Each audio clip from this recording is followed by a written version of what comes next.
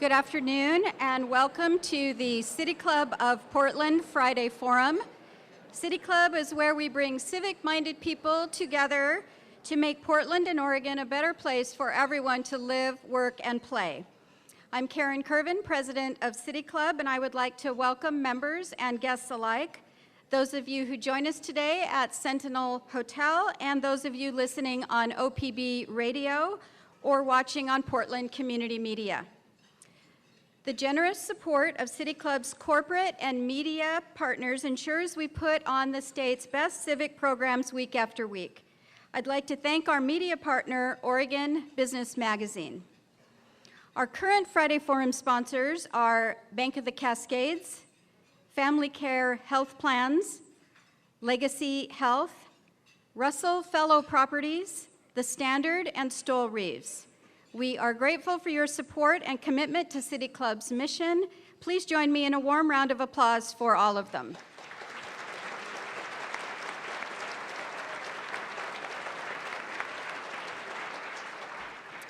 I'm excited to announce that today is the launch of our Civic Scholars Program, an initiative to expand opportunities for high school students to more deeply engage in Portland's civic issues, bringing civic education out of the classroom and into the community. We are joined by students from Parkrose High School,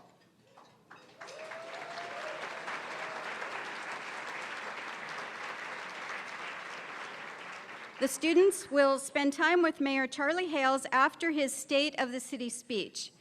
The Civic Scholars Program is made possible by generous support of the Collins Foundation, Comcast Internet Essentials, the Multnomah Bar Foundation, the Classroom Law Project, and Sun Community Schools.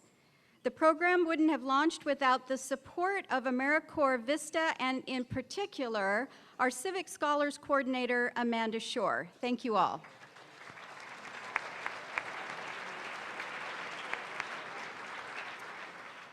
Next week, we will have a conversation about the state of Oregon's economic recovery. You can learn more about City Club events, purchase tickets, and become a member on our website, pdxcityclub.org. As always, we will be live tweeting today's program. You can follow along and join the conversation using the hashtag SOTC15. After our program, I will facilitate a question and answer session with Mayor Hales. The first 3 questions will come from our civic scholars. Members, please come to the microphone to ask your question. For all of our audience members, please locate the index cards on the center of your tables and write your questions on them during the forum. Hold your cards up high and City Club staff will collect those prior to the start of the Q&A.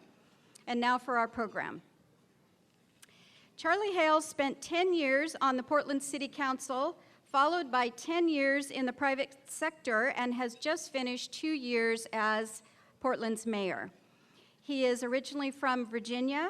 He obtained a degree in political theory from the University of Virginia, and in 1979 aimed his Plymouth Valiant westward and drove to Portland.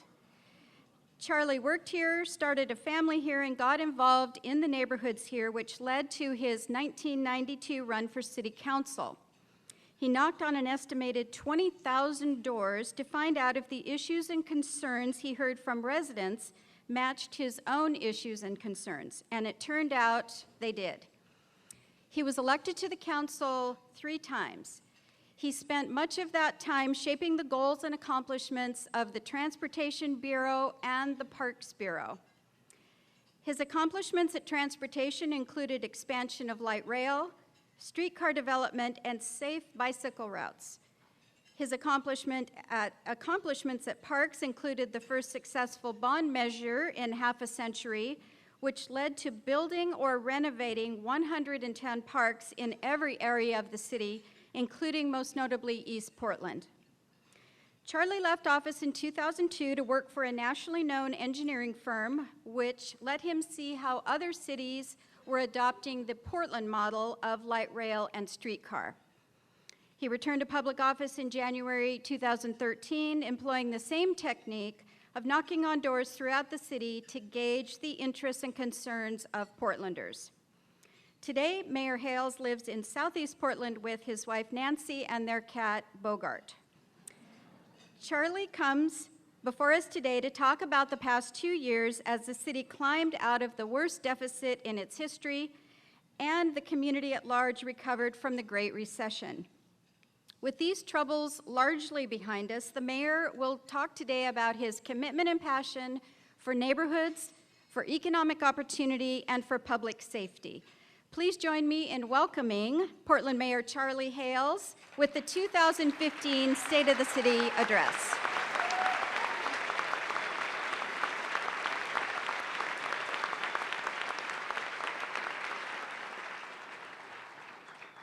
Thank you. I love music.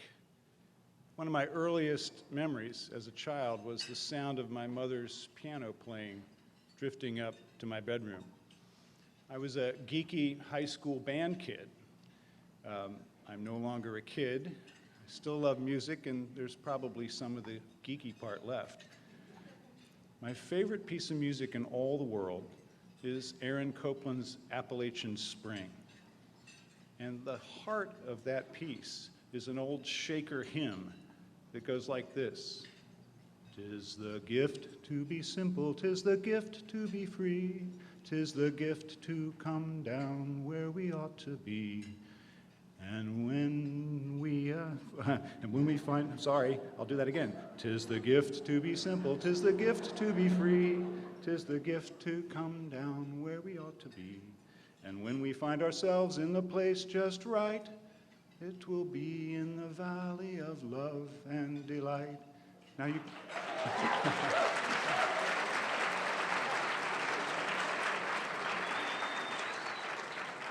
Now you probably know now why I didn't major in music, but I think you know how I feel. And that is, I want to start this speech by thanking Nancy and Carolyn and Gavin and all of our family, and all of you, and the citizens of Portland, and the great city employees of the city of Portland, for giving me a gift to be the mayor of such a much-loved place, and a place that is so delightful to us all. Thank you for this opportunity to serve you.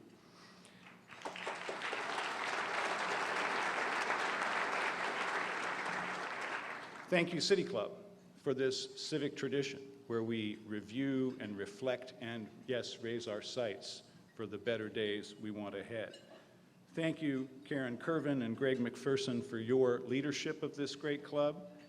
Thank you, Sam Adams, as you leave this club a stronger, more vital organization and go to the World Resources Institute and take great ideas to scale in other cities. Thank you, Sam.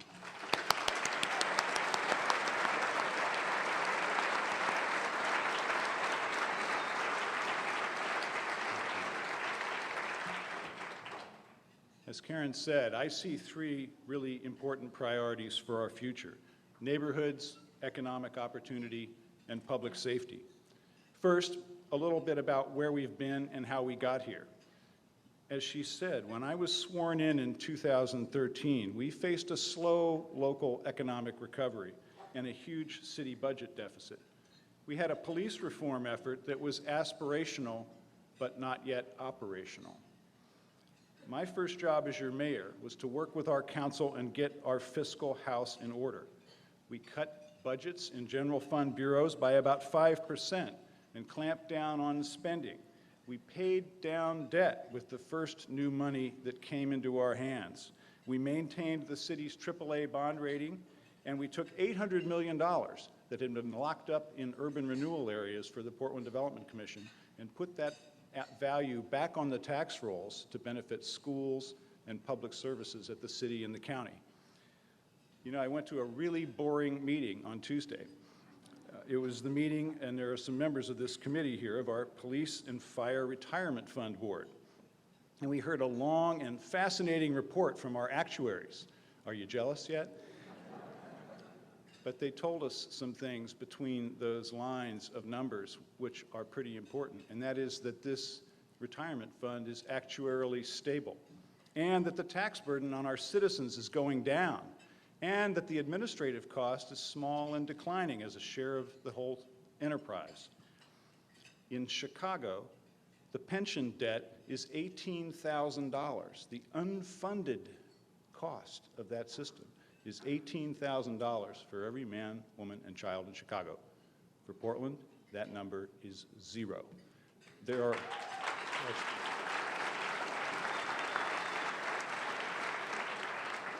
a lot of mayors who would like to go to that boring meeting, and I'm glad I'm the one that gets to do that. So we did spend a lot of time in the last 2 years righting the ship, and now it's time to pilot the ship to where we as a community want to go.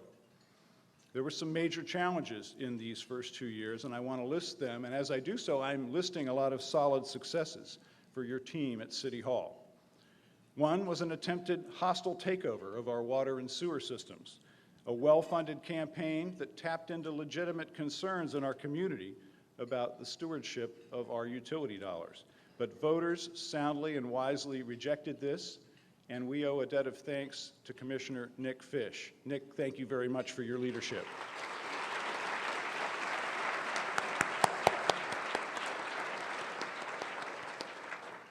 We reinvested in parks. I'm so happy and proud of that 1994 measure. My kids and I, and Gavin's here today, went door to door for that measure, and it was a great moment for Portland. And so was last fall when our 2014 bond measure passed by a 72% margin, funding projects from Thomas Cully Park to Pioneer Courthouse Square to Powell Butte. Thank you, Amanda Fritz, for your passionate leadership.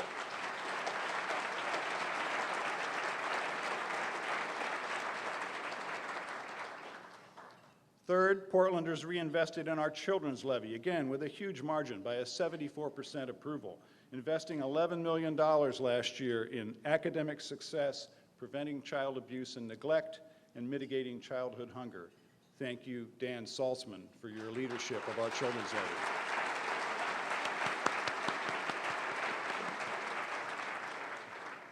Which brings me to everyone's all-time favorite subject, the street fund. Sam, it would be a good time now to lock the doors, please. Yeah, I know. We're all tired of talking about the street fund.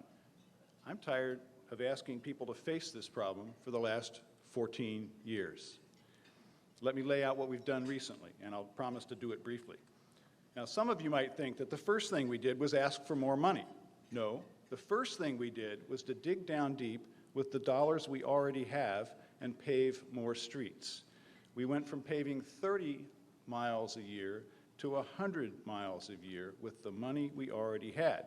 Good news, but we have 5,000 lane miles to take care of, and a lot of them are in poor and declining condition. We need to spend, by our Transportation Bureau's estimate, about $91 million more a year to take care of the streets we have and put them into proper repair.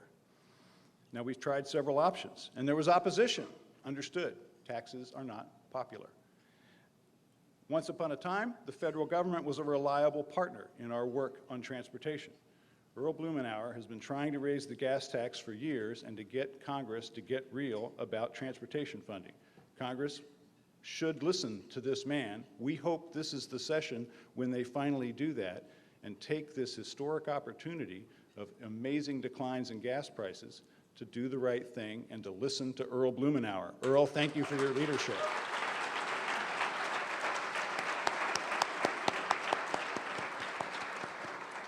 Now, we put our own funding, local funding efforts on hold this month, responding to a request from our governor and our Speaker of the House to do that. And we think that the state legislature is a key partner in this work. Majority Leader Rosenbaum and a number of our state legislative delegation is here. Would you please stand and accept our thanks for being great legislators for Portland?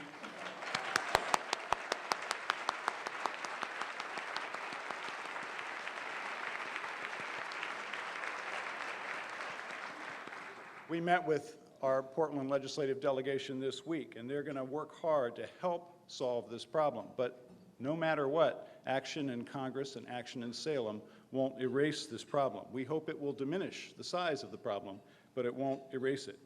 And so we're not done talking about the street fund until we've done something. Remember how we don't have an unfunded pension liability? We do have an unfunded street liability. It's $1.5 billion. It amounts to $2,500 for every man, woman, and child in Portland. And it's getting bigger.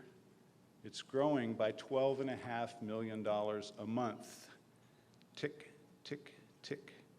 $12.5 million more than last month. Now, we can ignore that. We could jeer at those people who are willing to face it or the proposals that they come up with, but it's still going up. Tick, tick, tick, by $20.83 per person per month. For the past 2 years, the person who stood with me facing this issue has been Commissioner Steve Novick. Steve, thank you for your courage.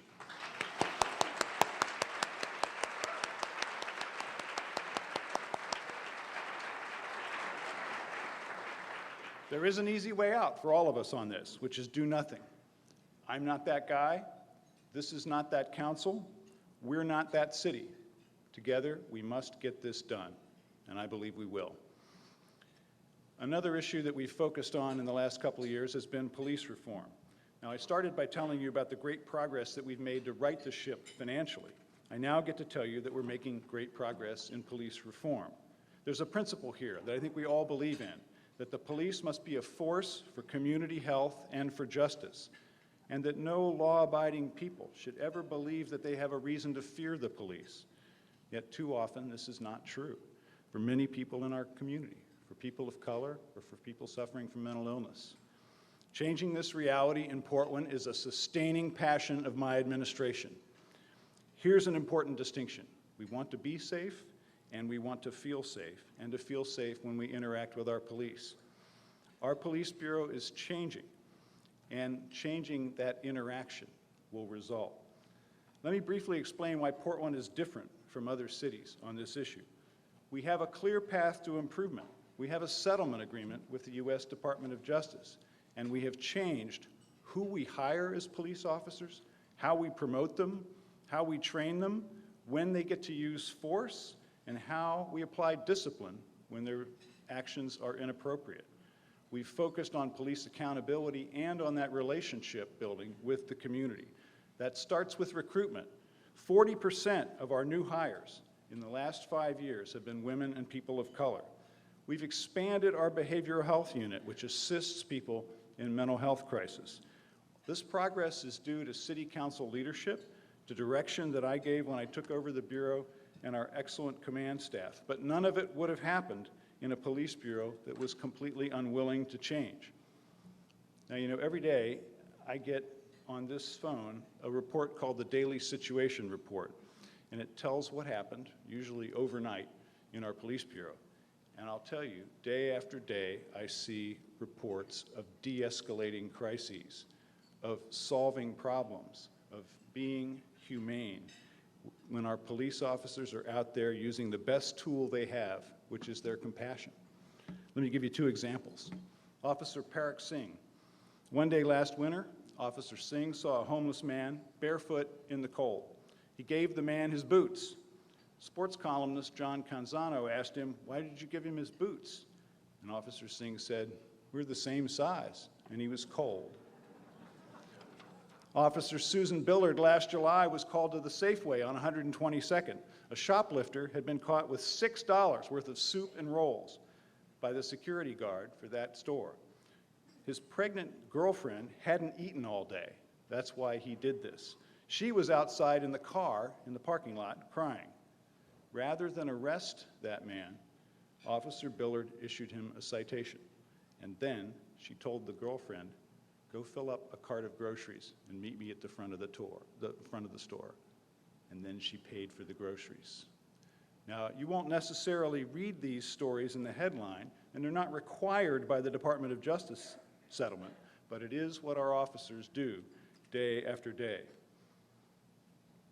So that's how we've addressed some of the challenges in our first 2 years in office, which leads to the state of our city today. Portland is healthy and getting stronger. Why do I say that? It's just some words in a City Club speech? No, you can look it up. This week, we introduced a dashboard on the city's website.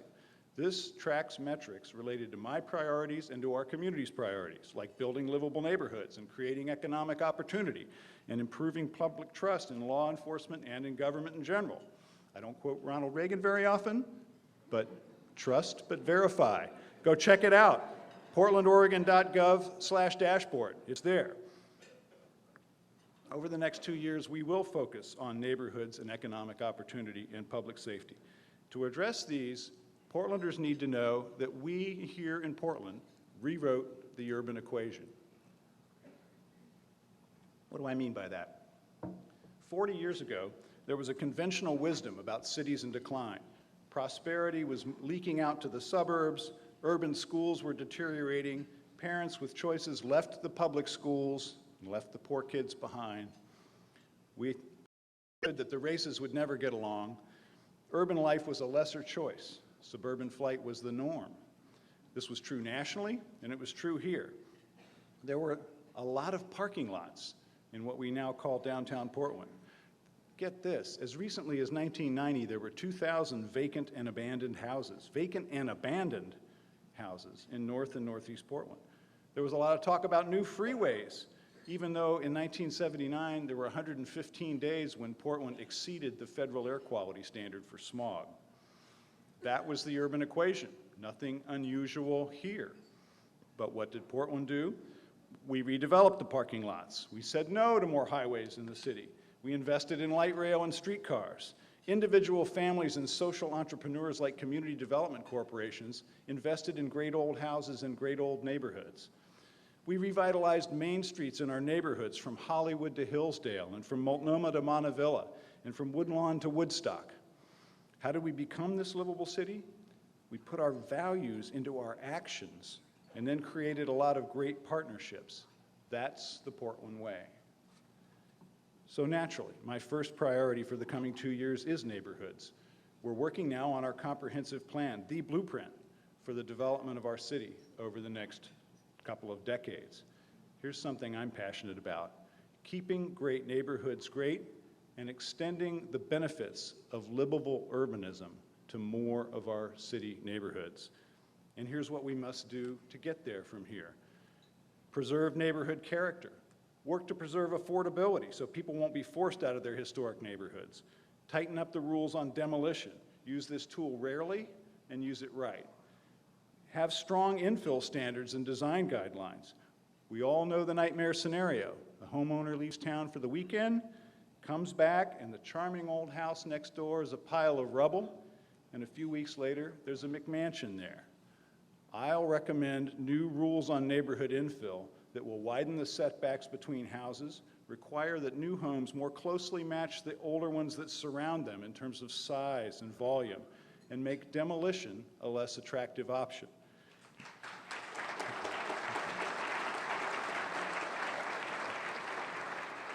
Neighborhood by neighborhood, we should take care of what we have and invest in the plans and hopes of Portland neighborhoods that they've established for themselves. Let me give you 3 examples of just that. First, Lentz. After years of talk and millions of dollars of planning, we now have real projects in final negotiations with the Portland Development Commission and Lentz. I'm going to take you on a walk through Lentz 2 years from now. We'll go start at the Asian Health and Service Center at Foster and 91st, an intergenerational mixed-use project with a health clinic, a community center, and a Chinese immersion preschool, all just down the street from the Jade District. At 92nd, we'll see a town center that includes commercial, mixed-use, and residential projects for seniors and families. At Reedway and 91st, there's going to be an apartment building there called Woody Guthrie's Place, because he used to live in that part of Portland. Across the street, there's retail and an office project called Lentz Exchange. The Lentz Action Plan was created by the neighborhood. In 2 years, all 3 words will be true. It's about Lentz, it's a plan, and finally, we'll have action.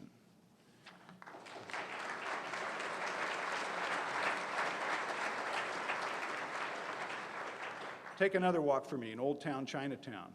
Howard Weiner, an amazing volunteer, the neighborhood president there, is finally retiring. He's almost irreplaceable, but there are a lot of other people working hard. And there are great things happening there. The old post office is becoming the Pacific Northwest College of Art. A historic building at Gleason and Park is going to be the Harlow Hotel. Ankrum Moyson Architects are going to build their headquarters on a parking lot, yes, next to the Oregon College of Oriental Medicine, and it's also going to have other offices and 60 or 70 residential units in it. This is critical mass, long-awaited critical mass for a neighborhood that's waited a long time. Now, from the Pacific Northwest College of Art to Portland State University, downtown Portland is going to shine as an example of how arts, education, and the new economy are a great recipe for a great city. I look forward to taking those walks with you. Let's take one more. Let's take a walk around an aspirational neighborhood, which the residents are now calling the Soul District. All along Martin Luther King Boulevard in the not very distant future, we'll see the results of a newly energized housing strategy, a new grocery store, smaller businesses owned by residents. This is all the work of community leaders who have a vision for development on MLK, a vision for supporting African-American-owned businesses and promoting a cultural home on that great street. Now, what do these neighborhoods, Lentz, Old Town Chinatown, the Soul District, all have in common? In each case, the neighborhood had the plan. City Hall is there to assist. Just like the East Portland Action Plan that's winning applause around the country for its grassroots, up-from-the-bottom approach to designing its own future. That's the Portland way. Neighborhood plans, city support, and partnerships. In addition to neighborhoods, in the next 2 years, you'll see a sharp focus on economic opportunity for all Portlanders. Remember, 40 years ago, there was that conventional wisdom about urban life, a negative answer to the urban equation. Portland said, no, we chose a better way, the Portland way. So now let me talk about the human equation, because there's a new conventional wisdom, and it's this. We're in a deeply stratified society. The rich get richer, the poor stay poor. In the late 1960s, more than half of Americans were middle class, living in households with income of $35,000 to $100,000. In the 1970s, 80s, and 90s, the middle class shrank. Why? Because people were climbing up the economic ladder. But now, since 2000, the middle class has continued to shrink, not because people are climbing up, but because they're falling down into poverty. Here's a statistic in our state from the Oregon Center for Public Policy. There are 642,000 people in Oregon living in poverty, and in many cases in hunger as well. If poverty was a city, it would be bigger than Portland. Let's be honest about this as well. It's not an equal opportunity poverty. Issues of poverty are also issues of racial justice. I don't have to give you all the statistics. You know how underserved communities of color are in terms of employment and household income and education and health care and the criminal justice system. It's part of that conventional view that says when it comes to inequality, it was here before, it's here now, it'll always be here, there's nothing we can do about it locally, sorry. But just like with the urban equation, I believe there's a better way, the Portland way. With the urban equation, we are proving that it's actually possible, that a city can be a national exception, ultimately an international exception, to the megatrends that were afflicting cities 30 or 40 years ago. I believe that Portland can continue to realize its promise as a livable city. As I said, though, we need to keep going because we have to make sure neighborhoods are livable. But I think we can do that work and begin shaping a different answer to the conventional wisdom about the human equation, making Portland a city of opportunity. City Hall won't accomplish this alone either. We're one partner among many. One partnership I'm very proud of is the Black Male Achievement Initiative. Members of the steering committee for this venture held a press conference on Monday to outline their goals and plans. They're working for tangible, quantifiable progress in areas like education, employment, and incarceration. Joyce Harris, an amazing community resource, looked at that line of men in front of her and said, I've never been more proud of the men in our community. I haven't either. There's some members of that group here today. Would you please stand?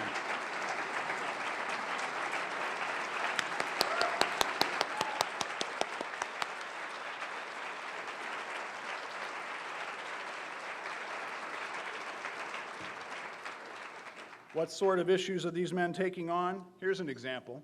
One of the persistent factors holding people back is disproportionate discipline in our schools. Students who are expelled have a much tougher time of staying with their age group. They're less likely to graduate on time or go to college, and the numbers just simply call us to action. In 2013, 4% of white students in Portland Public Schools were suspended or expelled. 17% of black students were. All our school districts see consistent numbers about disproportionate discipline. African American boys and Native American boys are most affected, followed by Latino boys. And the disparities persist in high school and middle school and elementary school and all the way down to preschool. Disproportionate discipline is where racial injustice begins. Equality in education and in discipline is where opportunity begins. I'm not picking on Portland Public Schools here, by the way. They've had the guts to look at this challenge in the eye and set goals for this year to reduce expulsions by 50%, which requires getting a 60% decrease for African American boys. My thanks and commendations to Carol Smith, Lorenzo Poe, and the Black Male Achievement Initiative for making this a focus for their advocacy. Each of you is a force for positive change. Thank you.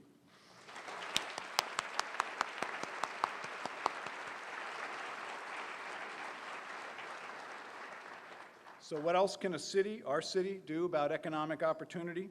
Here's a passion of mine: living wages for city workers.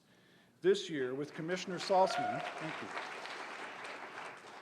It's a passion for a lot of us, including Dan Saltzman, because this year we'll be proposing in my budget that all full-time permanent employees and contractors of the City of Portland make at least $15 an hour. It's the right thing to do.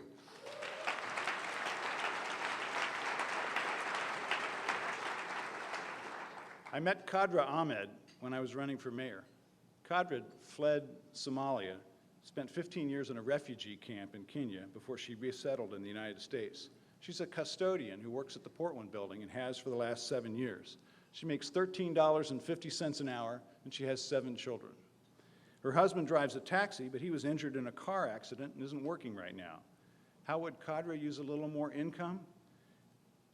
She'd pay the fees so her kids could play sports at their school, because right now they have to choose which of their children play sports and which don't. John Russell, a prominent local businessman, has just told me that he'll match the city's $15 per hour, and I call on other civic-minded business leaders to match John Russell's example.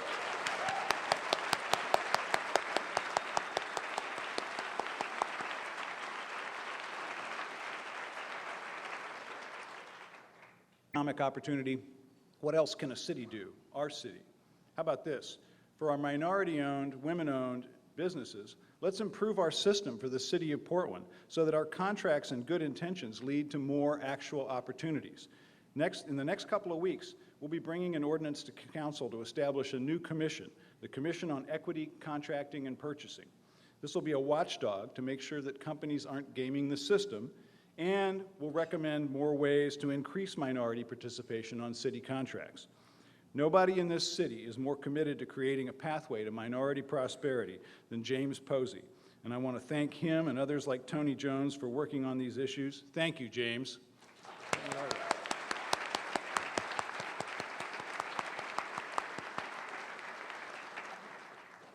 What are do here in our city about economic opportunity?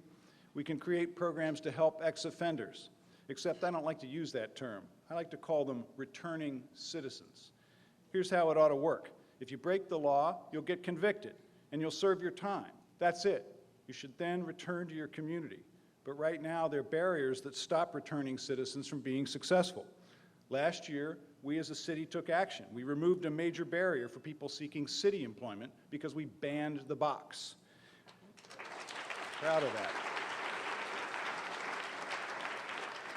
We took off of our applications a requirement that applicants disclose felony convictions before they ever get interviewed or even get a conditional job offer. Now, working with the Urban League, the AFL-CIO, the ACLU, and others, we're going to work to spread this good idea citywide. It's the right thing to do.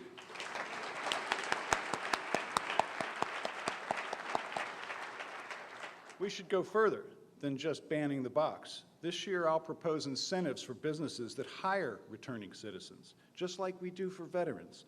Philadelphia does this, and they've had over 400 Philadelphians hired in their program.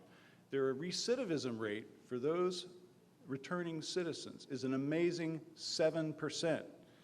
Now, here's how it'll work. The city will offer a tax credit of up to $5,000 for each ex-offender hired by any business in Portland for that year, for up to 2 years. We'll run them for 2 years and see how well it works. We'll take an initial group of 100 returning citizens and try this out. Let me read you a letter I received a couple of days ago. I've been trying to help my mother get in a position to find a job. My mother is an ex-offender who has a few felonies on her record that are over 20 years old, but they keep coming back on her when she tries to get a job. I just last week looked into paying a lawyer to have them expunged so that she can get to work. The person who wrote this letter is Mitchell Jackson, a Portlander whose amazing first novel, called The Residue Years, is a must-read for everyone who cares about Portland and about racial equity. Let's do this for Mitchell's mom and for every Portland resident who's stuck in the cycle of being an ex-offender. Let's clear the way for our returning citizens to participate as productive members in our community. Will this be expensive? Let me turn that question around. How will it compare with the billions of dollars that we as a country spend on prisons? No contest, it's a very good investment.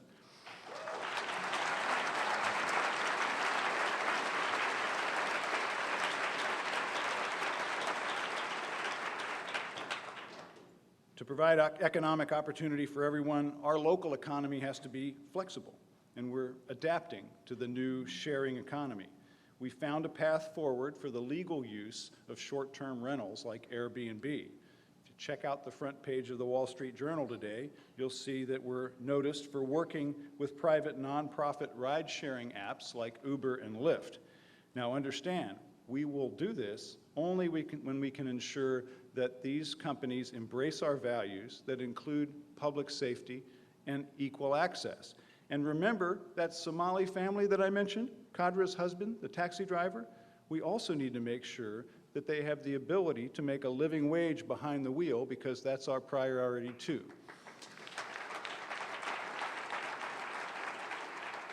I think that also is the Portland way. Finally, one more topic on the subject of economic opportunity: housing. In Portland, there are too many people that are lower income and are struggling to find a place to live. And we have too many people who are homeless. On any given night, there are 1,800 people living unsheltered on our streets. How'd they get there? There are 1,800 different stories. And there are a lot of people in this room who work with that community and know what I mean, and know that one solution doesn't fit all. But we have to keep trying to find ideas that work and take them to scale and do more of them. 3 examples. This week, City Council approved a $20 million investment in housing in North and Northeast Portland, on top of $16 million that had already been dedicated. $8 million going to permanently affordable rental homes, $5 million to help households purchase affordable homes, $4 million for repairs so that 240 families can stay in their homes, and $3 million to purchase land for future housing. Another example, Women into Housing Now. Last year, 282 people were helped by this program, women and their families, to find homes. 55% of those women were from communities of color. The third one, Home Start, which provides rent assistance and housing placement and support services for families and vulnerable adults who are experiencing homelessness. Last year, 989 people got help with permanent or transitional housing through this program, 58% from communities of color. Those are just 3 examples of what we're doing, and the city, once again, cannot act alone.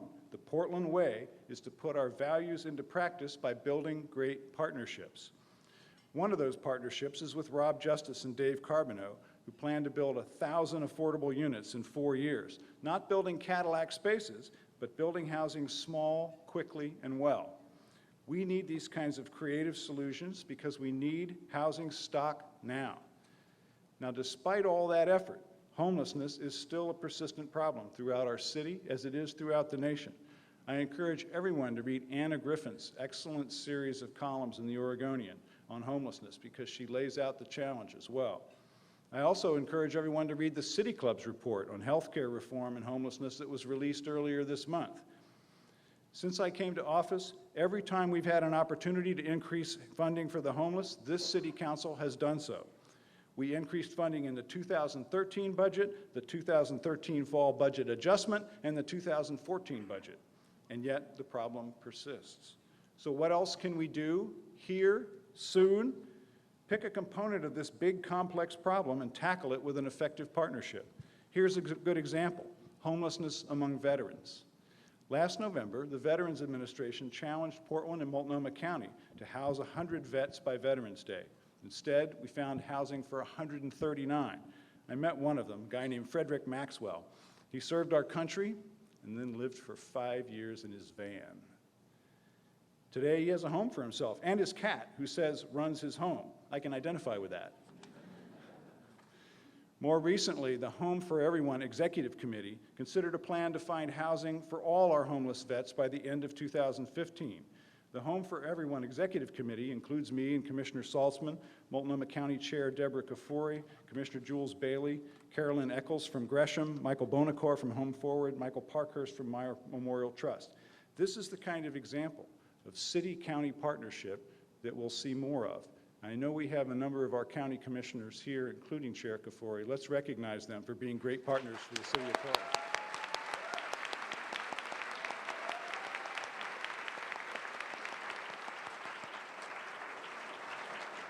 This is one of my first opportunities to partner with Chair Kafoury, and it won't be our last. And this group has made this commitment unanimously. We're going to house every last one of our homeless vets here in Portland by this next Veterans Day. It's the right thing to do.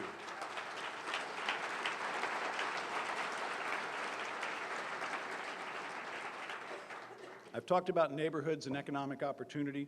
Now let me turn to my third priority, public safety. Our city, again, is leading the way on police accountability. Here's an example. Last year, we reintroduced walking beats as a pilot project in Hawthorne and parts of downtown. From March through October, police contacted about 2,100 people on Hawthorne, resulting in 227 arrests, but also resulting in 1,300 offers of services. Arrests aren't the goal. Preventing crime is the goal. Serving the community is the goal. And credit goes to Assistant Chief Bob Day and Sergeant Rick Deland. I got to go out with these officers and their team as they walked their beat on Hawthorne. I spoke to the shopkeepers, I spoke to the street roots vendors, I spoke with a young homeless man named Trevor, and he said, I travel to a lot of cities. Portland's the only one where I know the names of the officers, and they know me. Trevor gave me this amulet. He said he sensed good energy from the police and from me. I'm going to kind of keep that amulet.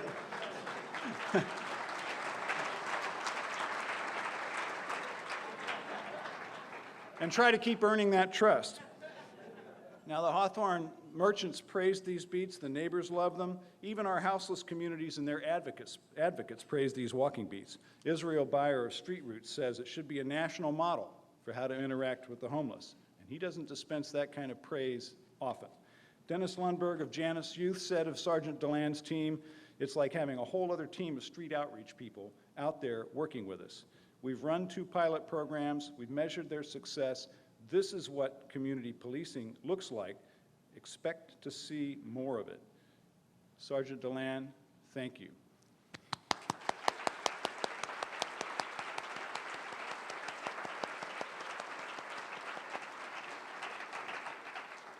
Police Chief Larry O'Day and I both believe in investing ourselves in a relationship with our citizens. In city after city, communities are facing protests now over officer-involved shootings. From Ferguson to New York, our nation has been roiled by this issue, and we're no exception. I'm committed to listening, to having real dialogue with protesters and concerned citizens, because they have legitimate concerns. I've met with the faith community. I've sat on stage at Roosevelt High School taking questions from students who are angry at the police. I've held 2 meetings so far with Don't Shoot Portland, and 5 more are planned. Thank you, Teresa, for your leadership and your help.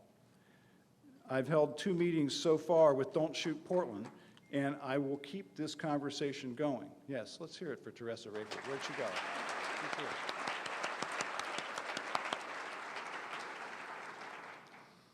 I want to thank Chief O'Day for making this relationship with the community his top priority. And he has a command staff who have the same values. Here's my advice to everybody. Get to know Larry O'Day. Get to know this command staff. These are the right people at the right time in the leadership of the Portland Police Bureau. Please stand. Thank you all for your service.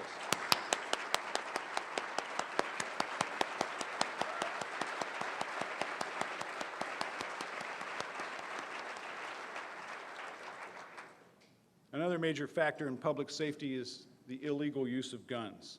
I believe, and Portlanders believe, in universal background checks for all gun sales.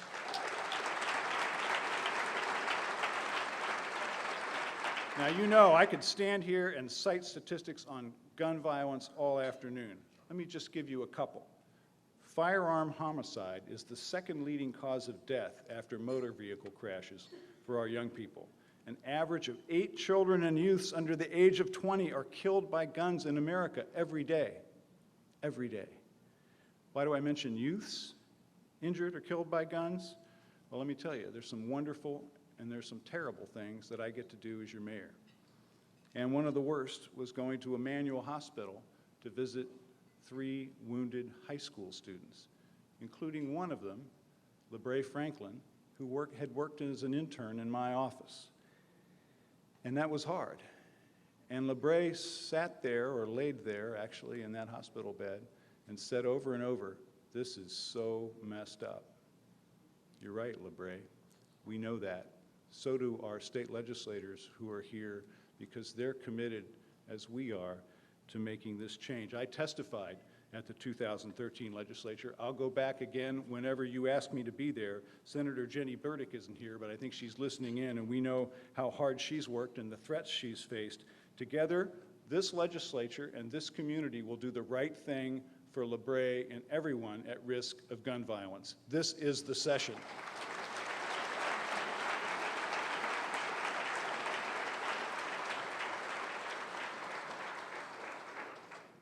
Finally, the most intractable issue around public safety, how to help our residents who are suffering with mental illness.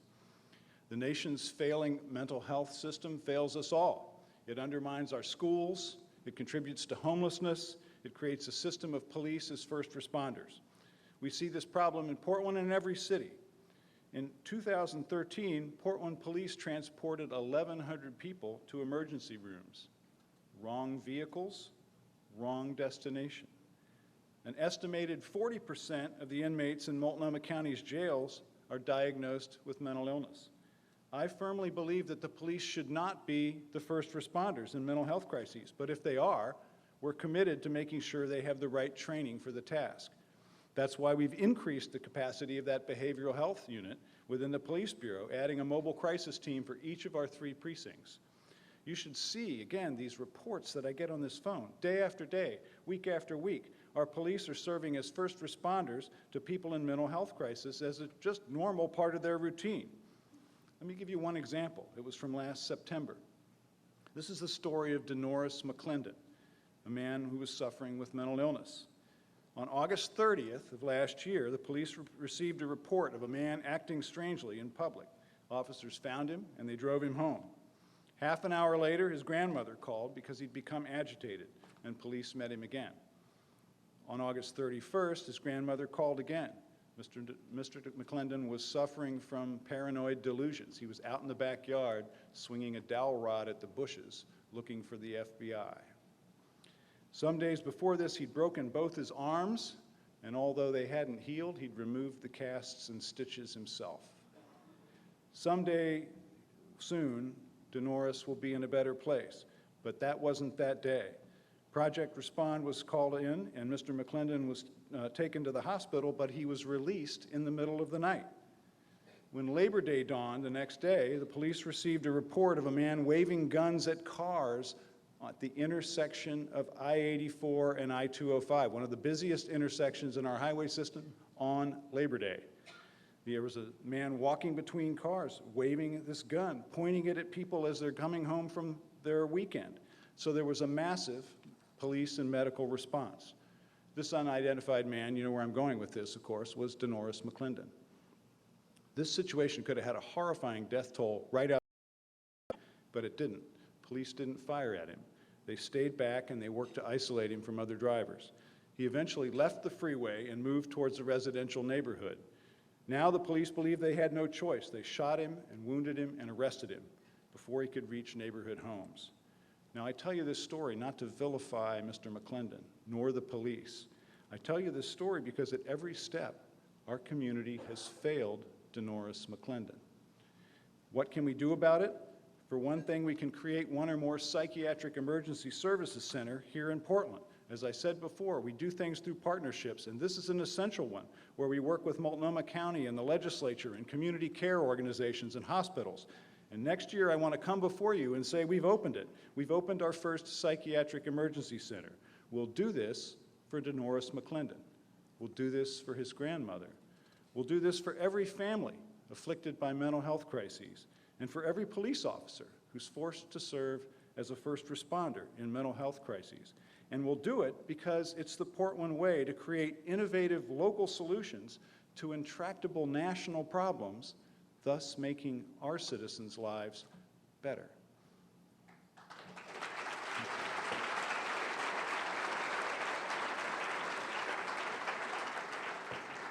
I started off by telling you how we spent 2 years righting the ship and how we spent the next 2 years steering the ship towards the future that we all want, with our shared hopes for neighborhoods and economic opportunity and public safety.